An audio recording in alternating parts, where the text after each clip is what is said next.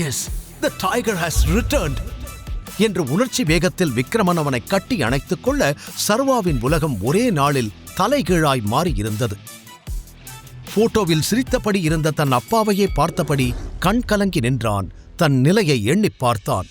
நேற்று வரை அவன் பாக்கெட்டில் 100 ரூபாய்தான் அதிகபட்சமாகவே இருந்தது. ஆனால் இன்று அவன் பல ஆயிரம் கோடி மதிப்புள்ள கம்பெனியின் ஓனர். சர்வா தன் அப்பாவின் மரணத்திற்கு காரணமான ராணாவை எப்படி பழிவாங்கப் போகிறான்? அந்த நிமிடம் அவன் தன்னை கண்ட்ரோல் செய்து கொண்டதால் நிதானத்திற்கு வந்தான். ஆமா, நீங்க எவ்வளவு பெரிய ஆளு, உங்களால ஏன் என்ன கண்டுபிடிக்கவே முடியல? நீங்க கொஞ்சம் முயற்சி பண்ணி இருந்தா எப்பவோ என்ன கண்டுபிடிச்சிருக்கலாமே என்று சர்வா விக்ரமனிடம் சூசகமாக கேட்டான். என்ன டைகர் இப்படியெல்லாம் கேட்கிற? உன்னை நாங்க தேடாத நாளே இல்ல. உன்னோட சின்ன வயசு போட்டோ மட்டும்தான் என்கிட்ட இருந்துச்சு. அதை வச்சு உன்னை கண்டுபிடிக்க எவ்வளவோ ட்ரை பண்ணோம், ஆனா முடியல. பரவாயில்ல, இப்ப நீ வரவேண்டிய இடத்துக்கு சரியா வந்துட்ட.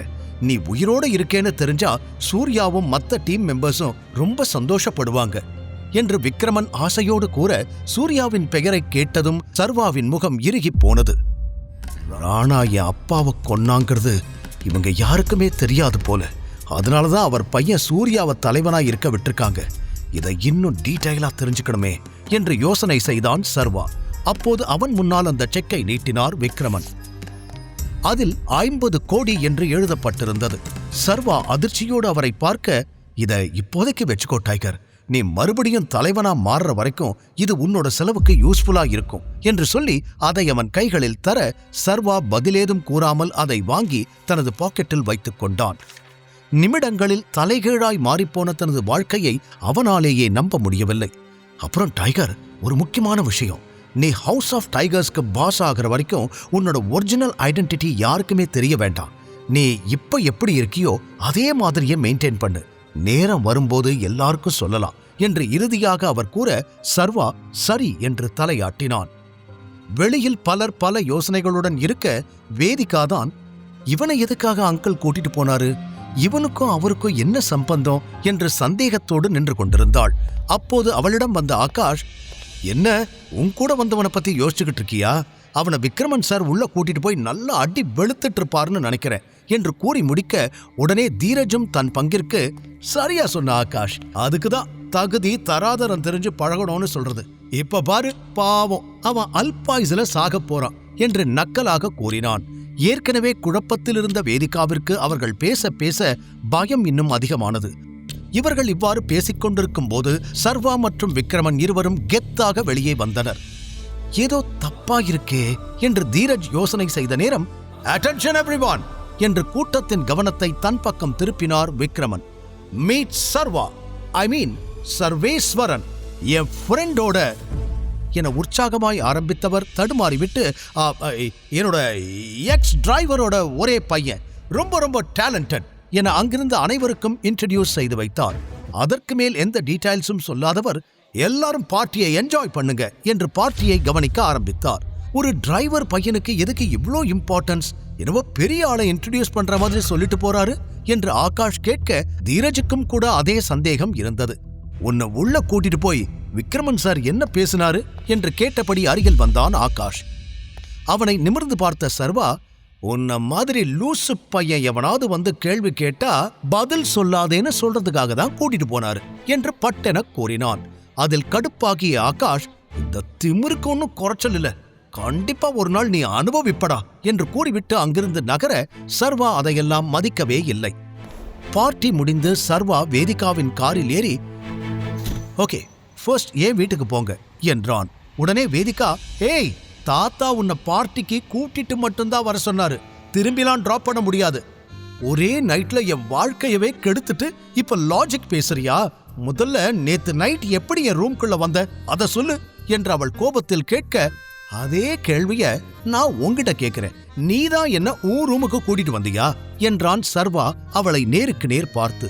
அதை சற்றும் எதிர்பாராத வேதிகா ஒரு நொடி திணறிப் போனாள். பின் சமாளித்துக் கொண்டவள், பண்றதெல்லாம் பண்ணிட்டு என்னையவே கேள்வி கேட்கிறியா? உன்கிட்ட பேசுறதுக்கெல்லாம் எனக்கு டைம் இல்ல, நீ உன் வீட்டுக்கு போ, நான் ஏன் வீட்டுக்கு போறேன். பின் சிறிது நேரத்தில் அவள் இறக்கிவிட்டு சென்றுவிட, வெறுமையான தன் ஹவுசிங் போர்டு அறையை பார்த்தவன் மனதிற்குள் சொல்ல முடியா பல எண்ணங்கள் ஓடியது. அடுத்த நாளும் வழக்கம் போல கனவு கண்டு தூக்கத்தில் அடித்து பிடித்து எழுந்தான் சர்வா. அப்போது அவனுக்கு ஒரு அழைப்பு வந்தது. நான் அதிகமான், வேதிகாவோட தாத்தா பேசுறேன். நீ இன்னும் 1 hourல ரெஜிஸ்டர் ஆபீஸ்ல இருக்கணும், புரியுதா? நீ வரல, உன்னை எப்படி வர வைக்கணும்னு எனக்கு தெரியும் என்று கோபமாக சொல்லி அழைப்பை துண்டித்தார். வான்னு சொன்னாலே நான் வரப்போறேன், எதுக்கு இவர் இவ்வளோ எனர்ஜியை வேஸ்ட் பண்றாருன்னு தெரியலையே என்று நினைத்துக் கொண்டவன் கிளம்பினான். ரெஜிஸ்டர் ஆபீஸில் அதியமான், வேதிகா, தீரஜ் மூவர் மட்டுமே இருக்க சர்வா அங்கு சென்றான். ஃபார்மாலிட்டிஸ் எல்லாம் முடிச்சாச்சு, கையெழுத்து மட்டும் போடு என்று தீரஜ் கூற பதில் எதுவும் பேசாமல் அவர்கள் காட்டிய இடத்தில் கையெழுத்து போட்டான்.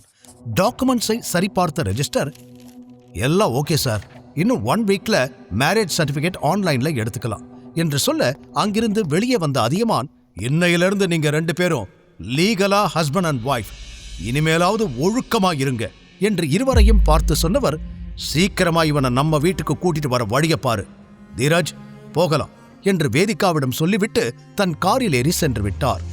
அவனை திரும்பி ஒரு லுக் விட்ட வேதிகாவும் எதுவும் சொல்லாமல் அங்கிருந்து கிளம்பிவிட, என்னடா நடக்குதுங்க, மஞ்சள் தண்ணி ஊத்தி ஆட்ட வெட்டுற மாதிரி வர சொன்னாங்க, கையெழுத்து போட சொன்னாங்க, கல்யாணம் முடிஞ்சிடுச்சுன்னு எல்லாரும் கிளம்பி போயிட்டாங்க என்று தனக்குள் புலம்பியவன் அங்கிருந்து கிளம்பினான். பின் அடுத்த அரை மணி நேரத்தில் தான் டெலிவரி பாயாக வேலை செய்யும் ஆபீஸுக்கு வந்து சேர்ந்தான்.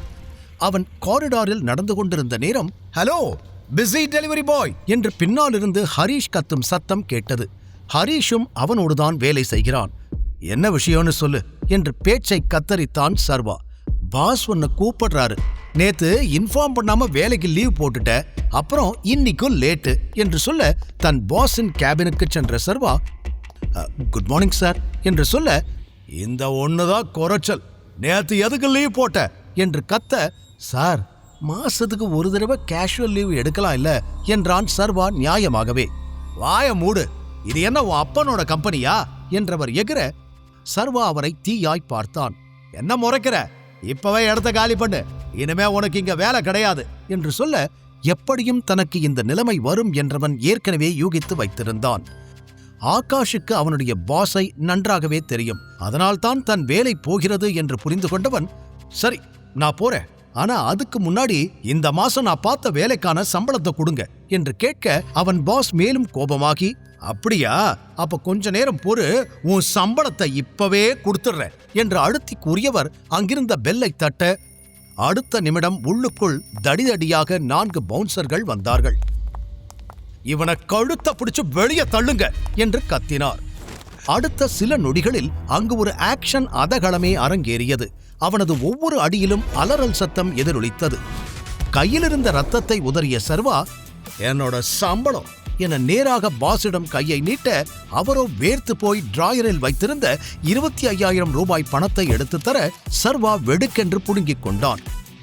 இத முன்னமே பண்ணிருக்கலாம் இல்ல என்று சொல்லிவிட்டு சர்வா வெளியே செல்லும் முன் மீண்டும் பாஸை பார்த்து, இன்னொரு தடவை என் அப்பாவை பத்தி பேசுன, உன்னை உயிரோட குழி தோண்டி புதைச்சிடுவேன் என்று மிரட்ட, இதுவரை சர்வாவின் கோபத்தை பார்த்திராத பாஸ் மிரண்டு போனார்.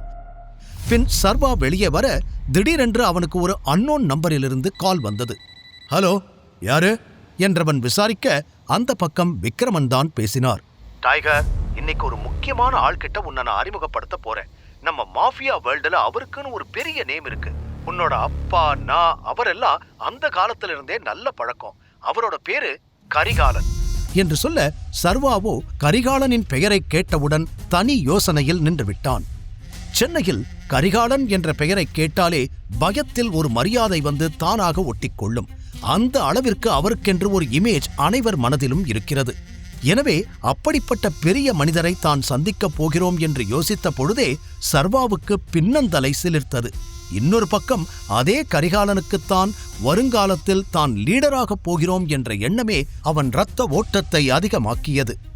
விக்ரமன் உண்மையிலேயே சர்வாவை ஹவுஸ் ஆஃப் டைகர்ஸுக்கு தலைவனாக்க விரும்புகிறாரா, இல்லை இது சர்வாவை சுற்றி விரிக்கப்படும் சூழ்ச்சி வலையா?